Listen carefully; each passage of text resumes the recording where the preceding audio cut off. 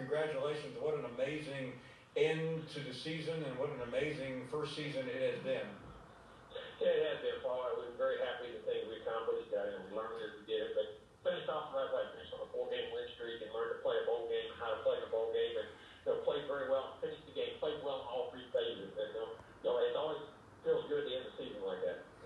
Yeah, especially in such a dominating fashion, and I know bowl games can be taken and we're a lot of debate about the importance of them. But for your team and watching that game, I was only watching on television.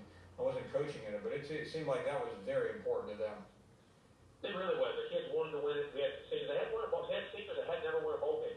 So they wanted to prepare. They played well, and like I say, NC State offensively was very dynamic, and we played extremely well on defense. We're physical, ran the football, and Kellen threw the ball well and good special team. So it was a complete team effort. And put all 3 phases together, it always feels good to do it in the end. When you end the season like this, put into words what it means and what you take from that and moving forward. Well, people say, does it carry momentum? I don't know if it carries momentum because your team changes, but what it does, it gives you something to reflect on and your kids to understand. Because listen, football, learning to play a bowl game is extremely hard in preparing for it. I know people think, why is that such a big deal? But we're the only sport that plays and then waits a month to play again. And there's an art for kids in understanding the work you got to put in, the conditioning. It's almost like going back to training camp. You got to run and condition and stay in shape and do that. And then when you learn to finish that way, all the things you preached and do it that way, it's a great learning curve for your kids going into future games and hopefully playoff games and championship games in the future. And it's a big conversation. You know that. Everyone's debating players skipping games, players not. Where are you on where we are right now? You won a national championship in the last BCS game. What about where we go from here? That's the thing that does scare me about the playoff situation. And we try to minimize these games. I think that's what makes college football special these games are. I understand, I understand both sides of it. I understand the kids not wanting to do it. I also understand guys wanting to keep playing and playing with their team and finishing out. For instance, when we were at Florida State, Dalvin Cook was going to be a high pick. And I asked him, I said, and somebody asked him, I think, Dalvin Cook, that he crossed my mind, I want to pitch. So some kids do, some kids don't. That's just going to be a preference. And I hate to see it. I understand it, but against the world we're living in today, but in playoff games, I don't think you'll ever see them sit out. Because the chance to win a championship, I wish we didn't now. But I think, if we could find some kind of insurance form or something that you guarantee with a draft status, you would help. Maybe you can do it late in the season by NFL standards or something to help. Because I don't want to see the bowl game go. I'm a traditionalist, Paul. I really am. I still think the bowl games are very important and what it brings to teams, and also build organizations like ourselves who's in the first year, getting those 15 practices, getting the whole other sprint, developing your team. I still think it's a big part of college football.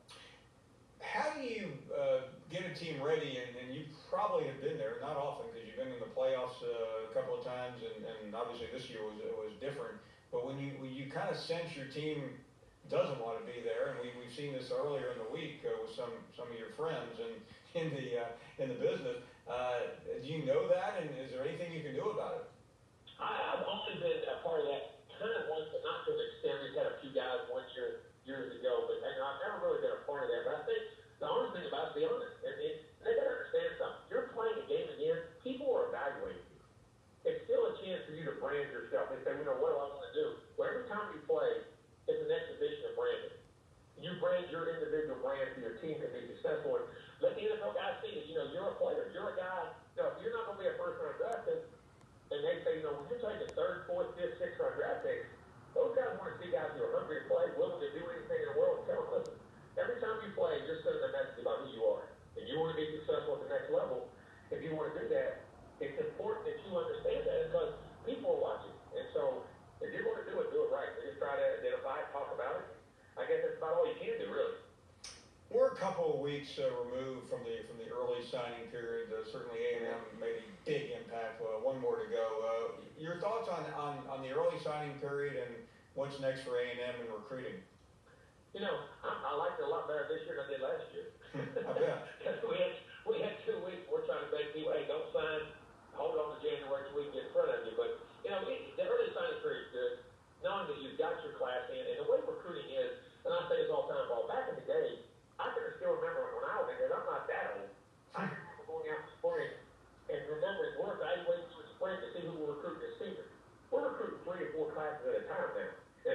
have an early signing period.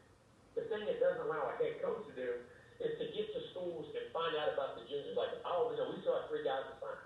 But I'll spend a lot of 2020. I can't go talk to the kids specifically at the school, but I can go to the school and let the coach know, hey, we're going to be recruiting so-and-so who's a junior. Talk to the janitor, talk to the teachers. And as a head coach being there, it's a big difference, I think, allows us as head coaches to get around. So that's the only time we get out. Before, we didn't get to see a lot of those juniors. And I think I would personally like to see it at the end of July. I really would. I'd like to see it before the season. I think it will help out drafting, even with the assistant coaches' time and what they're doing. But I know the signing period is good. We have to have one. Maybe we can get it moved back in time. I think it's going to stay where it's at for now, but I am in favor of it.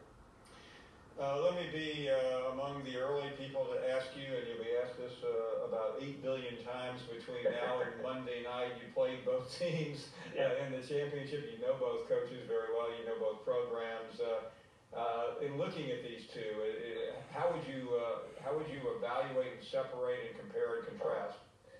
You know, when we played Clemson very early, and I think Clemson has gotten a lot better, improved over the years as they were, and I think Alabama has too. I think it's a very evenly matched up deal because I think both teams have explosive players on offense. They can, as I say, have one-play drives. Clemson's receivers are dynamic outside. The running back 9 entries, he gets in green grass. He can run away. Now that Lawrence is playing quarterback, he can throw the football and get it vertically. And the thing about it, you got to be careful of. They think about him as a passer. He still can pull that ball into his own region.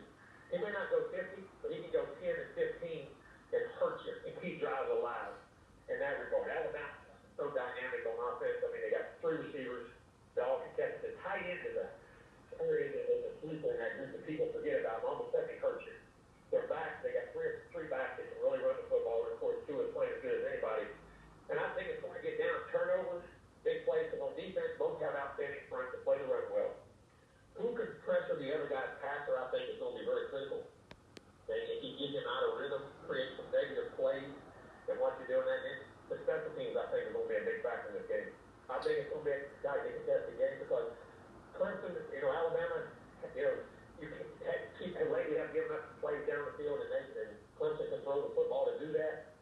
But in return, I think, Clemson has given us some plays in the fast game, and Alabama can. So I think the big plays, the consistency, the kicking game, the turnover is going to be a big part of it. And which team can figure out a way to run the football and take pressure off the quarterback so he doesn't have to make every play? But finally, in these games, you won a national championship in the BCS era. You were in the playoffs. You've been in tremendously big bowl games.